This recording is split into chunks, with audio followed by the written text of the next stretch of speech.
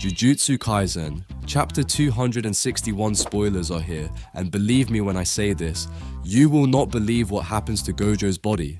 Kenjaku's cursed technique is used on Gojo's body, confirming that Gojo is 100% dead and will not be back as we know him. As always, massive shout out to Miyamura for providing the leaks. Now sit back, relax, and let's go through this traumatic chapter. The chapter begins with Yuji deciding that he will crush Sukuna's heart. As soon as Sukuna chants the main expansion, he sees Gojo standing, and in disbelief Sukuna wonders if it's really him but pushes away that thought as he says it's impossible. But Sukuna suddenly realizes who it is and punches away Yuji as he moves forward and says, "I apologize for underestimating you. I didn't know you were capable of going that far, Yuta Okotsu." Yuta is in Gojo's body using Kenjaku's technique. This is just crazy.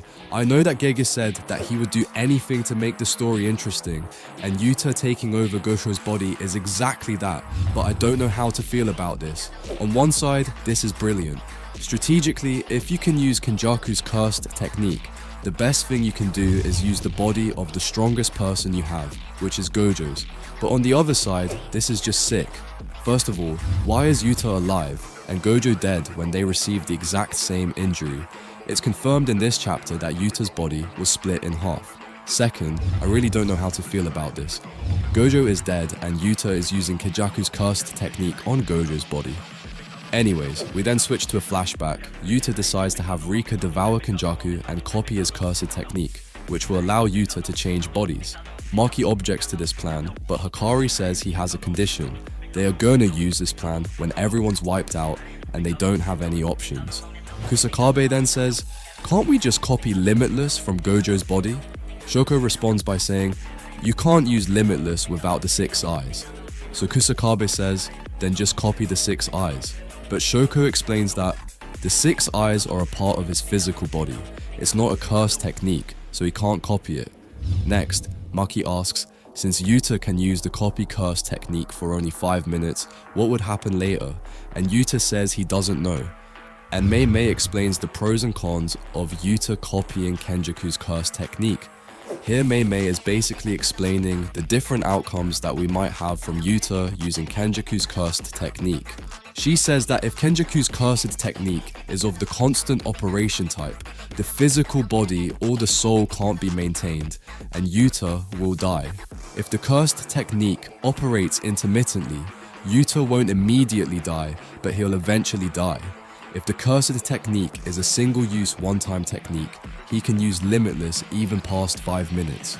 Mei also adds that after the switching of bodies is completed, it's also possible that Yuta's curse technique is discarded and he'll live in Gojo's body from now on.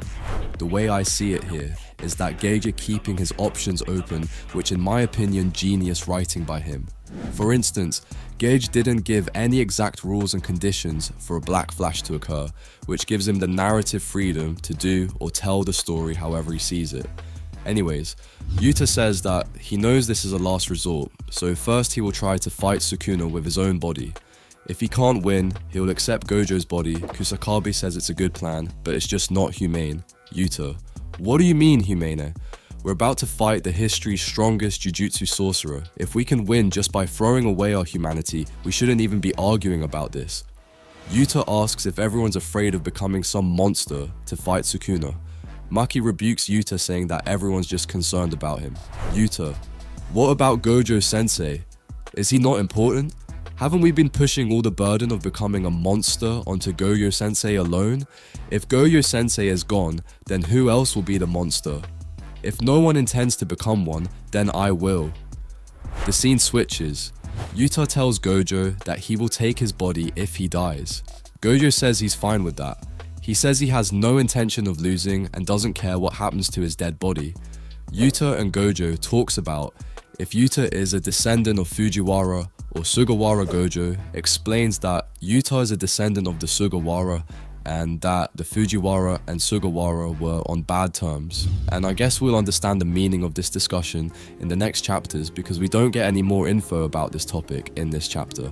Anyways, Gojo says, Yuta might have been born under better circumstances than him, so Gojo says if Yuta can't utilize that advantage, he's totally lame. Gojo then tells Yuta that they first need to work on his sloppy, cursed energy. I've always told you to be careful about that. Next, Gojo then asks his students to go away because he doesn't want them to see a bloody side, especially since he doesn't know if what he's about to do is right. Gojo says, if I lose to Sukuna and all the old geezers in the room are gone, Gakuganji Gramps will stand on top of the Jujutsu headquarters. If that happens, there won't be any more chaos like the post-Shibuya incident. Gojo once again tells his students to go back, but they refute him. Yuta tells Gojo to not try becoming a monster by himself again. Gojo responds by saying, that's something I can't do. At that moment, I was left behind. I have to catch up to him, talking about Geto. And here it looks like Gojo is going to kill the elders, which is in my opinion something he should have done a long time ago. I mean, these despicable sorcerers blamed the entire Shibuya incident on Gojo, while it's them who sent him down there alone in the first place, and as soon as he was sealed, they imposed the death penalty on anyone who would try to save him. And all of this just so they gain more power. If Gojo is missing, they can basically do whatever they want. These people don't care what happens to the Jujutsu world as long as they are on top and have all the power and control. Plus, Gojo's goal from the start was to raise a strong new generation so they could change the state of the Jujutsu world. So, I'm absolutely fine with Gojo killing all of the elders. Anyways, the scene switches to Amai explaining his cursed technique. He can amplify the sugar within himself and output it in some kind of way. Shoko puts Amai on the medical team with Nita as support by having him supply their brain with some sugar using his cursed technique. The scene switches again. Yuta is cut in half due to Sukuna's slash and has been rushed to the medical ward. Arata has used his cursed technique to prevent Yuta's wounds from getting worse, so it might be too late. Yuta says he's conscious thanks to Rika, but he's starting to reach his limit. Shoko tells Yuta that she has already stitched up Gojo's corpse, so once Yuta switches, he has to activate RCT at max capacity and complete the body. And here it's confirmed that Gojo is dead and he is not coming back. So no more coping theories, let's just accept this fact and move on. Back to the present, Sukuna and Yuta in Gojo's body both open their domain. The narrator says that Gojo had already shown the solution to Sukuna's open barrier domain. And here the narrator is talking about how Gojo was always changing the size and conditions of his domain expansion to prevent Sukuna from destroying its external barrier from the outside. The editor's comment at the end, "The revenge match begins." Jujutsu Kaisen manga will be on break next week. Now, Yuta using Kenjaku's curse technique on Gojo's body is something no one expected. We had a lot of theories on how Gojo can come back, but no one even considered this outcome. Personally, I don't know how to feel about this. I think I'll need some more time to think about it.